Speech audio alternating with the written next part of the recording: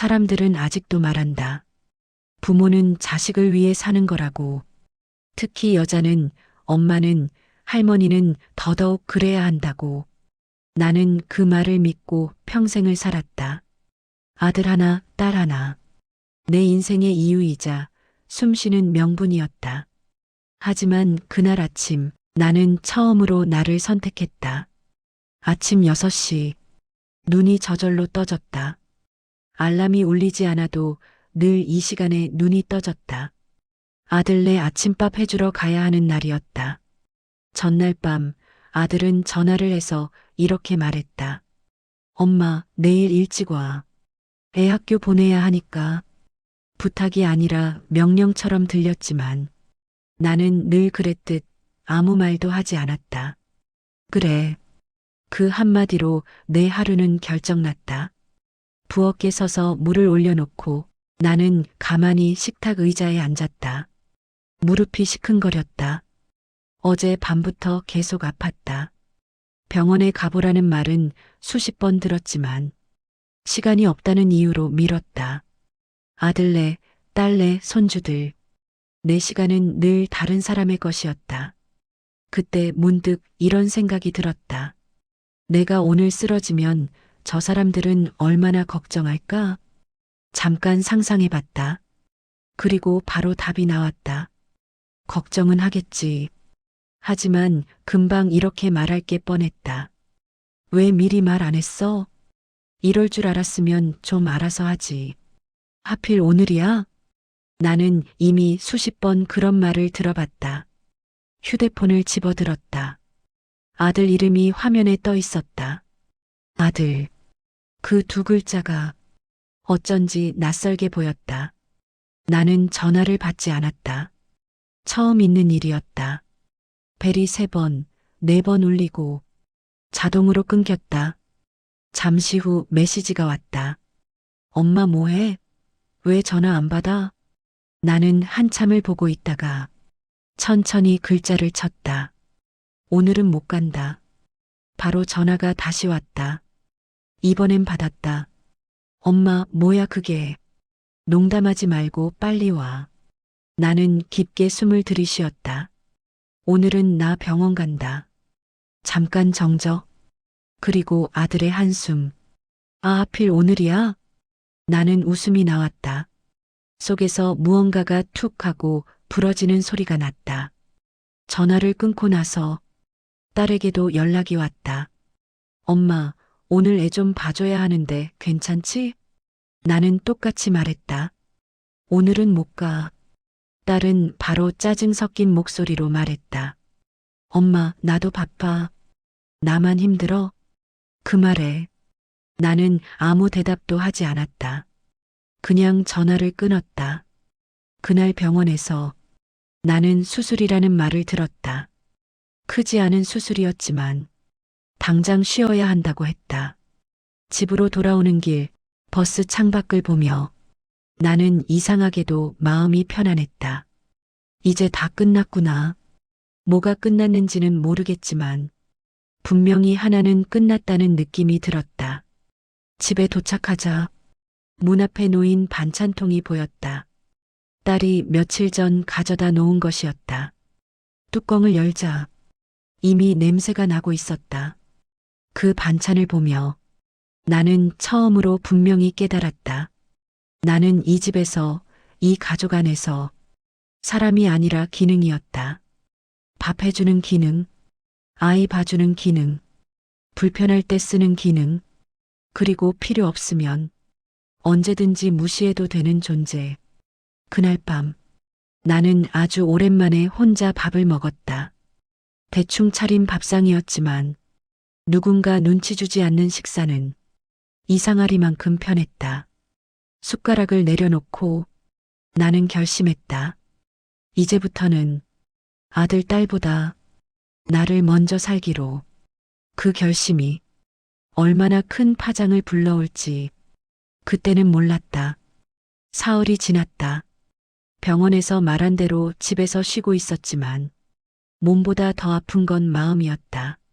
아들, 딸, 그 누구에게서도 안부 전화는 오지 않았다. 나는 서운하지 않으려고 애썼다. 다들 바쁘겠지. 스스로를 달래며 하루를 보냈다. 그런데 넷째 날 아침 초인종이 울렸다. 누구인지 보지 않아도 알았다. 문 너머에서 들려오는 그 숨소리, 조급하게 누르는 초인종 소리. 아들이었다. 문을 열자 아들은 인상을 잔뜩 찌푸린 채 서 있었다. 엄마, 이게 뭐야? 인사도 없이, 안부도 없이, 대뜸 그 말이었다. 나는 조용히 말했다. 들어와. 아들은 신발도 제대로 벗지 않고 들어와. 거실 한가운데에 서서 말했다. 엄마, 요즘 왜 이래? 아프다면서 병원은 제대로 간 거 맞아? 그 말투엔 걱정이 아니라 의심이 묻어 있었다. 수술해야 한대. 그 말을 듣고도 아들은 놀라지 않았다. 그래서 언제? 아직 날짜는 말이 끝나기도 전에 아들이 끼어들었다. 엄마, 그럼 애들은 어떻게? 우리 맞벌이인 거 알잖아. 그 순간 나는 깨달았다. 아들은 내 몸보다 자기 일정이 먼저였다. 잠시 후 딸도 도착했다. 문을 열자마자 딸은 소리를 높였다. 엄마, 우리 둘이 지금 얼마나 곤란한지 알아? 나는 소파에 앉아 두 사람을 번갈아 보았다. 내가 낳고 키운 아이들. 그런데 낯설었다. 아들은 팔짱을 끼고 말했고 딸은 눈을 굴리며 말했다. 엄마가 요즘 너무 이기적인 거 아니야? 그 말에 나는 처음으로 되물었다. 내가 이기적이니? 딸은 기다렸다는 듯 말했다. 응, 솔직히 그래. 부모면 그 정도는 감수해야지. 아들도 고개를 끄덕였다. 맞아. 엄마는 부모잖아.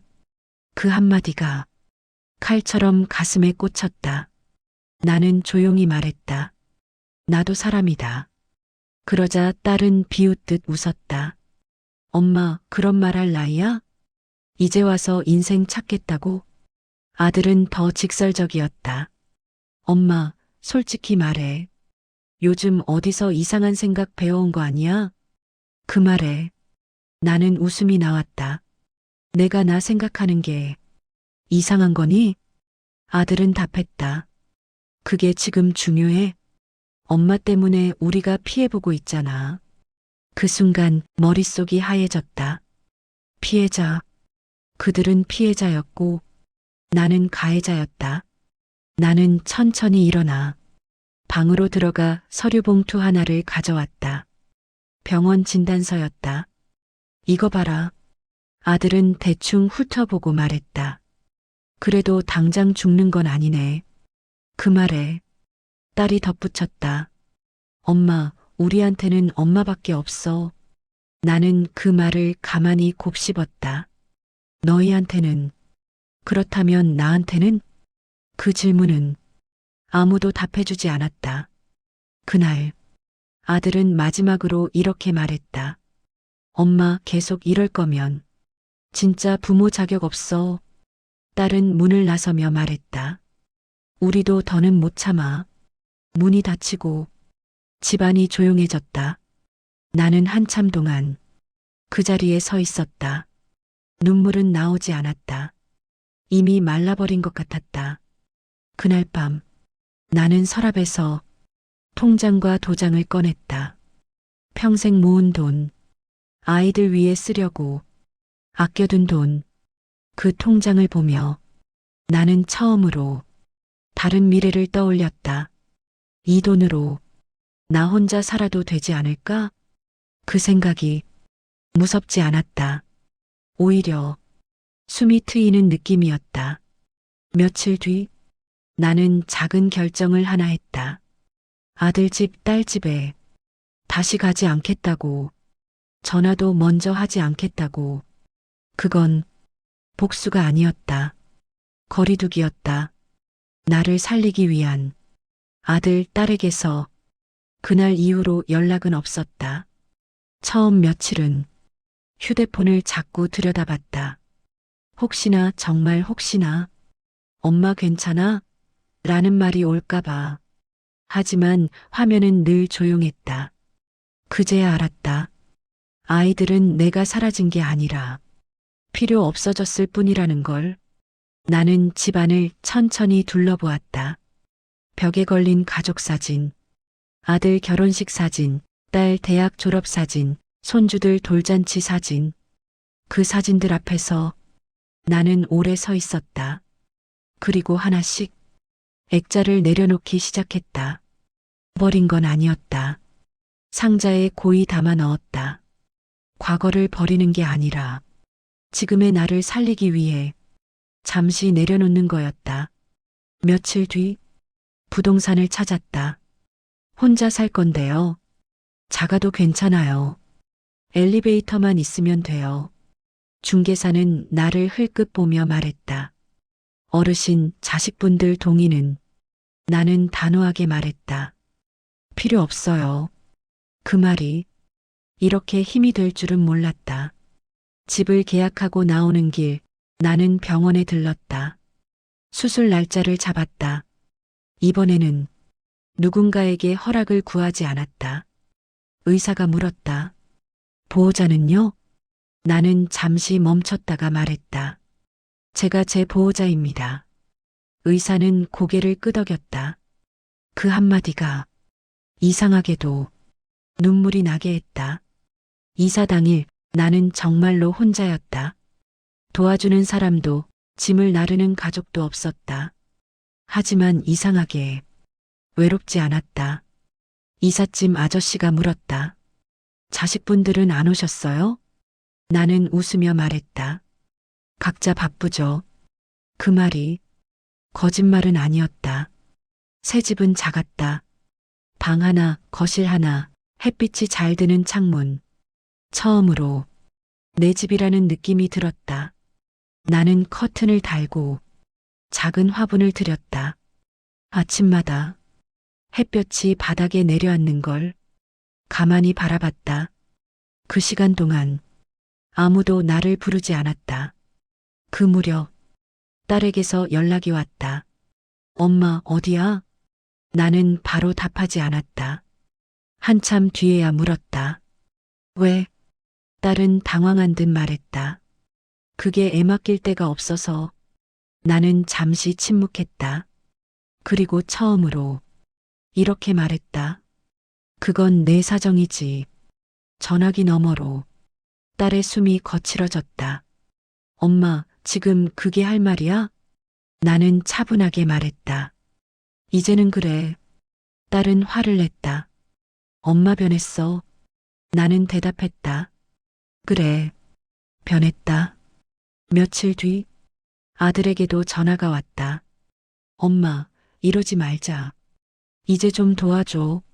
나는 조용히 말했다. 못한다. 아들은 한동안 말이 없더니 낮은 목소리로 말했다. 엄마, 우리 버린 거야? 그 질문에 나는 오래 생각했다. 그리고 솔직하게 답했다. 아니, 버린 건 너희가 아니라 너희한테 하던 기대야. 아들은 아무 말도 하지 않았다. 전화를 끊고 나서 나는 처음으로 울었다. 슬퍼서가 아니라 가벼워져서 내 어깨를 짓누르던 보이지 않는 짐이 내려간 느낌이었다. 수술은 생각보다 잘 끝났다. 회복실에서 나는 혼자 눈을 떴다. 옆에 아무도 없었지만 두렵지 않았다. 간호사가 말했다. 잘 참으셨어요. 그 말 한마디에 나는 충분했다. 퇴원 후 나는 동네 복지관에 다니기 시작했다. 요가도 배우고 글쓰기 수업도 들었다. 내 이야기를 처음으로 내 목소리로 쓰기 시작했다. 그곳에서 비슷한 사람들을 만났다. 자식 때문에 상처받은 사람들, 그래도 살아가려는 사람들. 우리는 서로 묻지 않았다. 왜 그렇게 됐어요? 대신 이렇게 말했다. 오늘은 좀 어때요? 그때 깨달았다. 행복은 누군가를 버려서 오는 게 아니라 나를 되찾아서 오는 거라는 걸. 수술 후 한 달쯤 지났을 때였다. 초인종이 울렸다. 이번엔 느낌이 달랐다. 문을 열자 아들과 딸이 함께 서 있었다. 손에는 과일 바구니, 얼굴에는 어색한 미소. 엄마, 아들의 목소리는 예전보다 낮았다. 딸도 말했다. 몸은 좀 어때? 나는 문을 완전히 열지 않았다. 반쯤만 열고 그들을 바라봤다. 왜 왔니? 그 질문에 두 사람은 잠시 서로를 봤다. 아들이 먼저 말했다. 그냥 얼굴 좀 보려고. 그 말이 완전히 거짓말은 아니라는 걸 나는 느낄 수 있었다. 하지만 진실도 아니었다. 나는 그들을 집 안으로 들였다. 소파에 앉은 아이들은 주변을 둘러보았다. 집 많이 작네. 딸의 말에 나는 웃었다. 혼자 살기엔 딱이다. 아들은 잠시 머뭇거리다가 말했다. 엄마, 그동안 연락 못해서 미안해. 나는 고개를 끄덕였다. 사과를 받아들이는 것과 다시 예전으로 돌아가는 건 다른 일이었다. 딸이 조심스럽게 말을 꺼냈다. 엄마, 우리도 그땐 좀 힘들어서. 나는 손을 들어 그 말을 막았다. 그만해. 딸은 놀란 얼굴로 나를 봤다. 변명은 듣고 싶지 않아. 아들은 당황한 듯 말했다. 엄마, 우리가 그렇게 큰 상처 줬어? 나는 천천히 말했다. 너희는 상처를 준 게 아니라 내가 아프다는 걸 중요하지 않게 여겼어. 그 말에 아들의 얼굴이 굳었다. 잠시 침묵이 흘렀다. 딸이 조심스럽게 물었다. 그럼 앞으로 어떻게 할 거야? 나는 이미 답을 알고 있었다. 예전처럼은 안 살아. 딸의 눈이 커졌다. 그럼 우리랑은. 나는 분명히 말했다. 연 끊겠다는 건 아니야. 하지만 선은 지킬 거다. 아들은 답답한 듯 말했다. 엄마, 그래도 가족이잖아. 나는 그 말을 기다렸다는 듯 차분히 대답했다. 가족이라서 더 지켜야 할 선도 있는 거야. 딸은 울먹이며 말했다. 엄마, 우리한테 너무 냉정해. 나는 부드럽게 말했다. 냉정한 게 아니라 늦게라도 나 자신을 지키는 거야. 그날 아이들은 오래 머물지 않았다. 나가기 전 아들이 물었다. 엄마, 필요하면 연락해도 돼? 나는 고개를 끄덕였다. 연락은 해. 하지만 당연하다고 생각하지는 마. 아들은 아무 말도 하지 못했다. 문이 닫히고 집안이 다시 조용해졌다. 이번엔 공허하지 않았다. 나는 주전자에 물을 올리고 차를 한 잔 마셨다. 창밖에는 노을이 지고 있었다. 그 노을을 보며 나는 생각했다. 이게 바로 내가 선택한 평온이구나. 그날 밤 나는 일기에 이렇게 적었다. 나는 아이들을 버리지 않았다. 다만 나를 함부로 대할 수 있는 권리를 그들에게서 걷어들였을 뿐이다. 아들네에서 처음으로 다시 전화가 왔을 때 나는 전처럼 급하게 움직이지 않았다. 벨이 울리는 동안 나는 찻잔을 식탁에 내려놓고 한 번 숨을 고른 뒤에야 받았다. 엄마애가 열이 나서 아들의 목소리는 낮았고 전처럼 명령조는 아니었다. 나는 바로 달려가겠다고 말하지 않았다. 병원은 다녀왔니? 아직 회사 때문에. 나는 차분히 말했다. 그럼 먼저 병원부터 가. 아들은 잠시 말이 없었다. 엄마는 못 와? 나는 솔직하게 답했다. 오늘은 내 요가 수업 있는 날이야. 전화기 너머로 아들이 놀란 기색이 느껴졌다. 요가? 응. 예약해둔 거라 취소 안 할 거야. 그 말은 나 자신에게 하는 약속이기도 했다. 그날 밤 딸에게서 문자가 왔다. 엄마, 미안했어. 그땐 우리가 너무 당연하게 생각했어. 나는 한참을 보고 있다가 짧게 답했다. 알아. 용서와 복귀는 같은 말이 아니었다. 며칠 뒤 딸이 혼자 찾아왔다. 이번엔 과일 바구니도 없었다. 그게 오히려 마음에 들었다. 딸은 소파에 앉아 한참을 말없이 있다가 말했다. 엄마, 나 요즘 좀 무서워. 뭐가? 엄마가 진짜 우리 없이도 잘 살 것 같아서. 그 말에 나는 웃었다.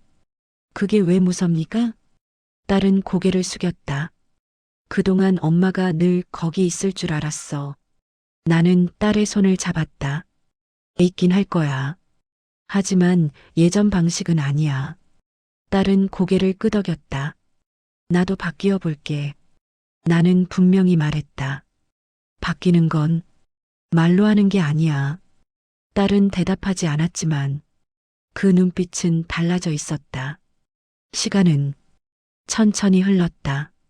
아들네에도 딸네에도 나는 가끔 갔다.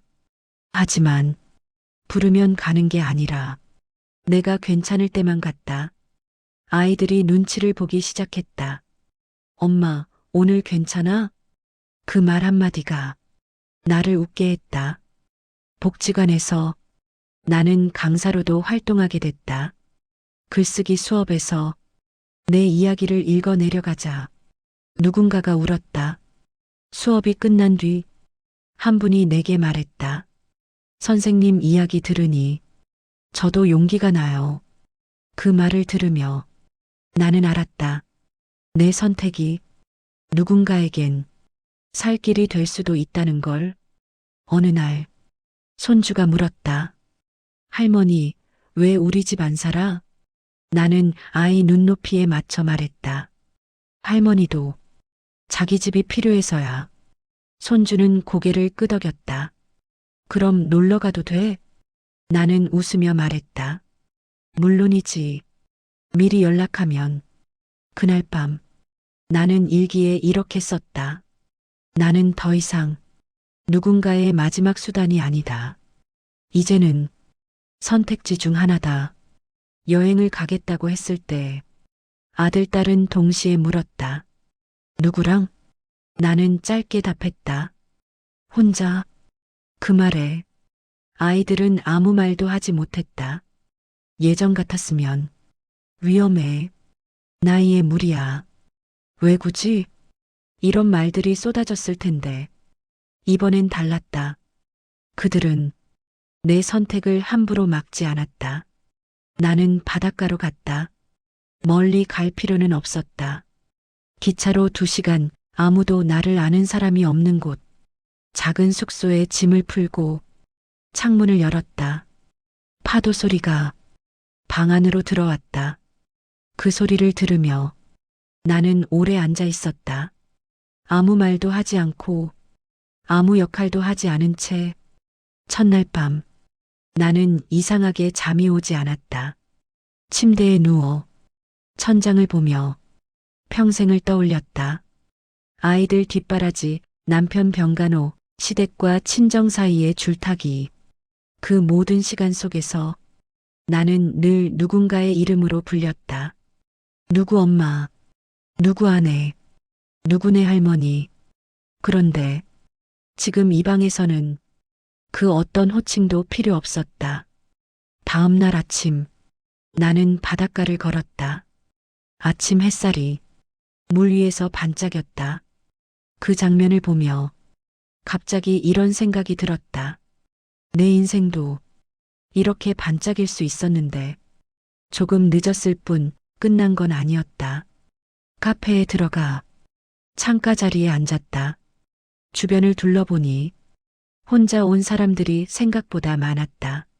나이 든 사람도 젊은 사람도. 그들을 보며 나는 이상한 위로를 받았다.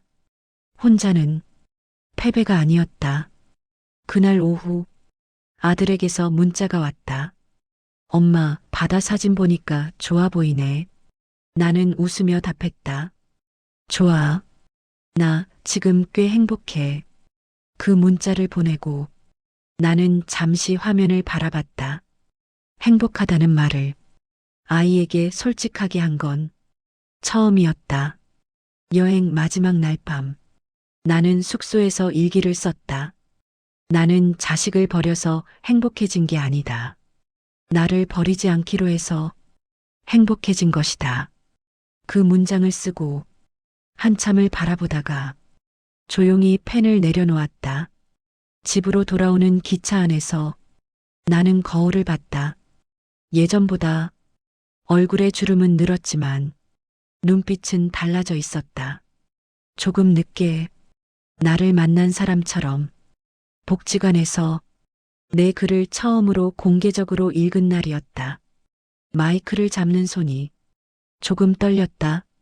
제가 오늘 읽을 글은 나이 들어 행복하기 위해 아들, 딸을 버렸다는 말을 들은 어느 할머니의 이야기입니다. 사람들 사이에서 작은 웅성거림이 일었다. 나는 그 반응이 싫지 않았다. 글을 읽기 시작하자 강의실은 금세 조용해졌다. 누군가는 고개를 끄덕였고 누군가는 손수건으로 눈가를 훔쳤다. 나는 감정을 씻지 않았다. 담담하게 있는 그대로만 읽었다. 그게 오히려 더 깊이 닿는다는 걸 이미 알고 있었다. 글을 다 읽고 마이크를 내려놓자 한 분이 손을 들었다. 선생님, 정말 자식과 연을 끊으신 건가요? 나는 고개를 저었다. 연을 끊은 적은 없습니다. 다만 내 인생의 주인은 내가 되기로 했을 뿐입니다. 그 말에 여기저기서 작은 탄식이 흘러나왔다. 수업이 끝난 뒤 몇 분이 나를 붙잡았다. 저도 딸이 무서워요. 아들 눈치 보느라 병원도 못 가요. 이기적이라는 말이 너무 아파요. 나는 그분들의 손을 잡고 말했다. 이기적인 게 아니라 늦게라도 깨어난 겁니다. 그날 이후 수업에는 사람이 더 늘었다.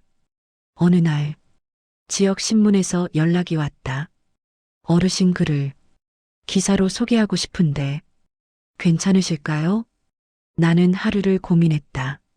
내 이야기를 세상에 내놓는다는 건 다시 누군가의 평가를 받는다는 뜻이었으니까. 하지만 이렇게 생각했다. 누군가는 이 이야기가 필요할지도 몰라. 나는 고개를 끄덕였다. 기사가 나간 날 아들에게서 전화가 왔다. 엄마, 기사 봤어. 목소리가 낮았다. 사람들이 엄마 욕도 좀 하더라. 나는 웃으며 말했다. 괜찮아. 이미 익숙해. 아들은 잠시 머뭇거리다 말했다. 그래도 엄마가 부끄럽진 않아. 그 한마디에 나는 오래 말하지 않았다. 그럼 됐다. 딸에게서도 문자가 왔다. 엄마 글 읽고 나 많이 반성했어. 엄마가 그렇게 외로웠는지 몰랐어. 나는 길게 답하지 않았다. 이제 알면 돼. 과거를 되돌리진 못해도 앞은 바꿀 수 있으니까. 그날 밤 나는 창가에 앉아 조용히 생각했다. 행복한 노년이란 뭘까? 돈일까? 가족일까? 건강일까? 그리고 스스로에게 이렇게 답했다. 존중받는 나로 살 수 있는 시간, 그게 전부였다.